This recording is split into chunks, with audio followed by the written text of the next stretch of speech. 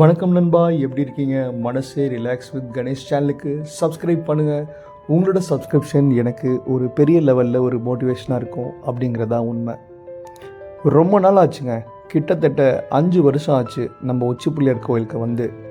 நான் திருச்சியில் இருக்கிறவன் தான். ஆனால் திருச்சியில் இருந்துகிட்டே நம்ம உச்சி பிள்ளையார் கோயிலை வணங்க முடியாமல் ரொம்ப ஏதோ ஒரு காரணத்தினால தள்ளி போயிட்டே இருந்துச்சு. ஆனால் இன்றைக்கி நான் கண்டிப்பாக இந்த உச்சி பிள்ளையார் கோயிலை வணங்கியே ஆகணும், மேலே போய் பிள்ளையாருக்கு ஒரு சல்யூட் அடித்தே ஆகணும் அப்படின்னு ஒரு முடிவோடு தான் நான் இப்போது உச்சி பிள்ளையார் கோயிலுக்கு போயிட்டுருக்கேன்.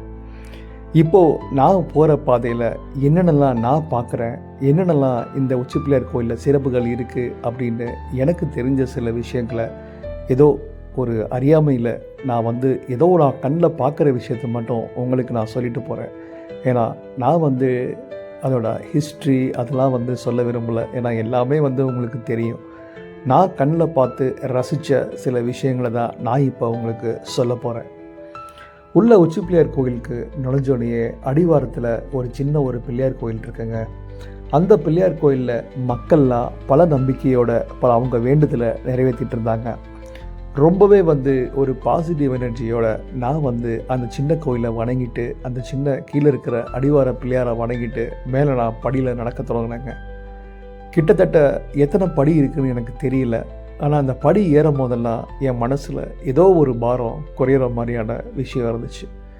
இன்னும் கொஞ்சம் தூரம் கழித்து பார்த்தா ஒரு தலம் வந்துச்சு. அந்த தலத்தில் நம்ம உச்சி பிள்ளையார் கோயிலோட யானை, பேர் என்னன்னு தெரியல, ஆனால் ரொம்பவே கச்சிதமாக இருந்துச்சு. பார்க்கவே பிரம்மாண்டமான ஒரு யானையாக இருந்துச்சுங்க. அதுக்கிட்ட 20 ரூபா கொடுத்து அப்படியே வணக்கத்தை போட்டு அதுக்கப்புறம் மேலே நான் ஏற தொடங்கினேன். படிகள் ஒன்று ரொம்ப ஷார்ட்டாக ஒரு நேரமாக இருந்தாலுமே, ஆனால் அது நம்ம நடக்கும் போது எந்த ஒரு வலியோ எந்த ஒரு தடையோ எனக்கு இல்லைங்க.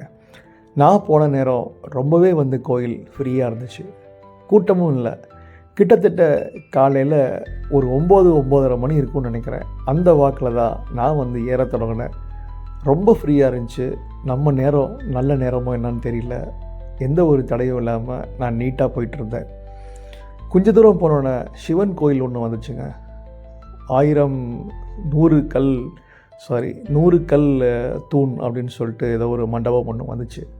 அதுக்கு உள்ள நிறைய ஆர்னிமெண்ட்ஸு, ஆர்கிடெக்சர்ஸ் எல்லாமே இருந்துச்சுங்க. அந்த கோயில் சிலைகள் எல்லாமே பார்த்துட்டு ஒரு மெய்சிலிர்த்து எப்படி இதெல்லாம் பண்ணியிருக்காங்க, எந்த அளவுக்கு ரசனையோட இந்த சிலைகள்லாம் செஞ்சுருக்காங்க அப்படின்னு எல்லாத்தையும் பார்த்துட்டு ரசிச்சுட்டு நான் கொஞ்ச நேரம் அங்கே அமர்ந்தேன்.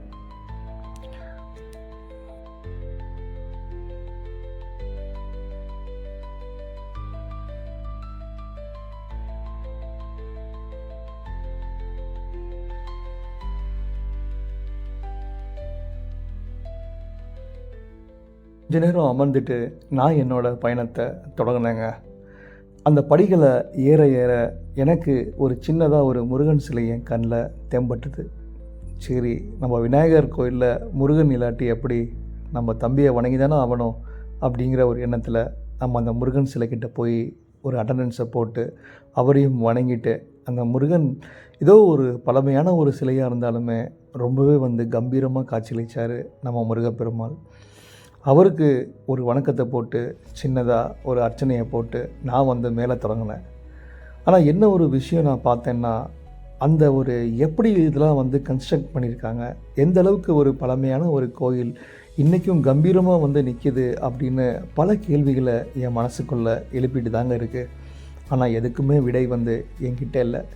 ஏன்னா ஒரு மலையை துருவி எந்த அளவுக்கு இப்படி ஒரு கச்சிதமான ஒரு கோயில் பண்ணியிருக்காங்க அப்படின்னா, உண்மையிலேயே சயின்ஸுக்கும் அப்பாற்பட்ட ஏதோ ஒரு விஷயம், சக்தி, ஏதோ ஒரு பவர் கண்டிப்பாக அதுக்கு சப்போர்ட் பண்ணியிருக்கு அப்படின்னு தான் என்னோட ஒரு நம்பிக்கைங்க. சின்னதாக ஒரு பில்டிங் கட்டினாலே இப்போது ஏதோ ஒரு இடிச்சாலே இடிஞ்சு விழுகிற இந்த காலத்தில், சின்னதாக ஒரு எர்த்குவேக் இன்க்ரீஸ் ஆனாலே இடிஞ்சு போகிற இந்த காலத்தில் இன்னும் அசராமல் இந்த மலை இருக்குது அப்படின்னா கண்டிப்பாக ஏதோ ஒரு சிறப்பு அம்சம் இருந்துக்கிட்டு தாங்க இருக்குது. எல்லா நம்பிக்கைக்கும் மேலே ஏதோ ஒரு சூப்பர் பவர் நம்மளை இயக்கிட்டு தான் இருக்குது அப்படிங்கிற ஒரு எண்ணம் என் மனசுக்குள்ளே ஒழிச்சிட்டு தாங்க இருக்குது. இது என்னவோ ஒரு மித்தாக இருக்கலாம், இல்லை உண்மையாக இருக்கலாம், ஆனால் இதுதான் உண்மை அப்படிங்கிற நம்பிக்கை என் மனசுக்குள்ளே வச்சுட்டு நான் ஏற தொடங்கினேங்க. 2 பாதை போச்சு. ஒரு பாதை வந்து அம்மன் கோயிலுக்கும், இன்னொரு பாதை நம்ம உச்சி பிள்ளையார் கோயிலுக்கும் போச்சு. உச்சி பிள்ளையார் கோயிலை தானே நம்ம பார்க்க வந்தோம். நம்ம அம்மன் சாமியை எப்பயுமே நம்ம வணங்கிட்டு தான் இருக்கோம். சரி, எதுக்கு நம்ம உச்சி பிள்ளையார் கோயிலுக்கு போயிடலான்னு சொல்லிட்டு வந்தேங்க. லைட்டாக கூட்டம் தொடங்க ஆரம்பிச்சிச்சு.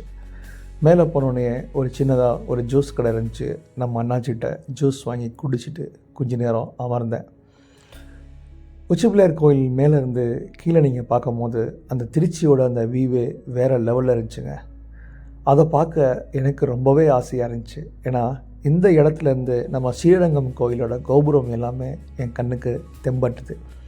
பரவாயில்ல, இங்கேருந்தே நம்ம ஸ்ரீரங்கத்தையும் நம்ம பெருமாளையும் நம்ம ரங்கநாதனையும் நம்ம வணங்கிட்டு அப்படியே நம்ம மேலே ஏற தொடங்கலான்னு தான் என்னோடய பயணம் தொடங்குச்சு. பாருங்கள், எவ்வளோ கம்பீரமான ஒரு காட்சி இந்த காட்சி. நம்ம உச்சி பிள்ளையார் கோயிலில் நம்ம விநாயகர் எவ்வளோ ஒரு பிரமிப்போடு உட்காந்துருக்காரு, எவ்வளோ ஒரு பிரம்மாண்டமாக அமர்ந்திருக்காரு அப்படின்னு நினைக்கும் போது என் மனசுக்கு ஏதோ ஒன்று ஒரு பாசிட்டிவிட்டியான ஒரு ஃபீல் தோணுச்சுங்க.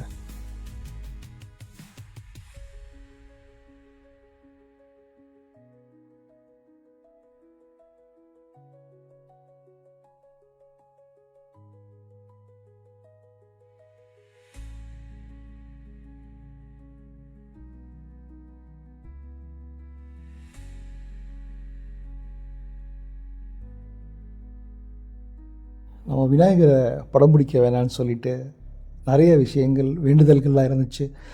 அந்த வேண்டுதல் எல்லாத்தையும் சாமிகிட்ட போய் சொல்லிவிட்டு நான் வந்து என்னோடய ப்ரேயர்ஸ்லாம் முடிச்சுட்டு அங்கேருந்து கிளம்புனேங்க. அங்கே ஒரு விளக்கு இருந்துச்சு.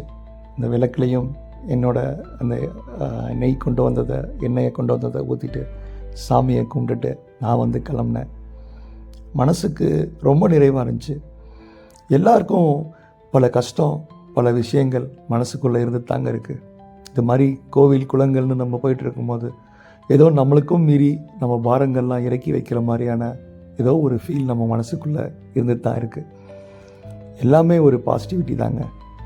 நம்ம கோயிலுக்கு வந்தால் அந்த பாசிட்டிவ் எனர்ஜியில் நம்ம எண்ணங்களும் பாசிட்டிவாக மாறும், நம்ம நடவடிக்கைகளும் பாசிட்டிவாக மாறும், நம்ம செய்கிற செயல்களும் பாசிட்டிவாக மாறும். இப்படி எல்லாமே நம்ம அவரை பாசிட்டிவாக மாறும்போது நம்ம லைஃபுமே பாசிட்டிவாக மாறுங்க. அந்த ஒரு நம்பிக்கையில் தான் நான் நம்ம விநாயகரை வணங்கிட்டு இனிமேல் எல்லாமே நல்லா இருக்கணும், எல்லாருமே நம்ம லைஃப்பில் நல்லா இருப்போம், இனிமேல் நம்ம எடுத்து வைக்கிற ஒரு பாதையும் ஒரு வெற்றி பாதையாக இருக்கும், விநாயகர் அருளால் நம்ம எல்லாமே நம்ம வாழ்க்கை சுமூகமாக இருக்கும் அப்படிங்கிற நம்பிக்கையில் என் பயணத்தை முடித்தேன். நன்றி.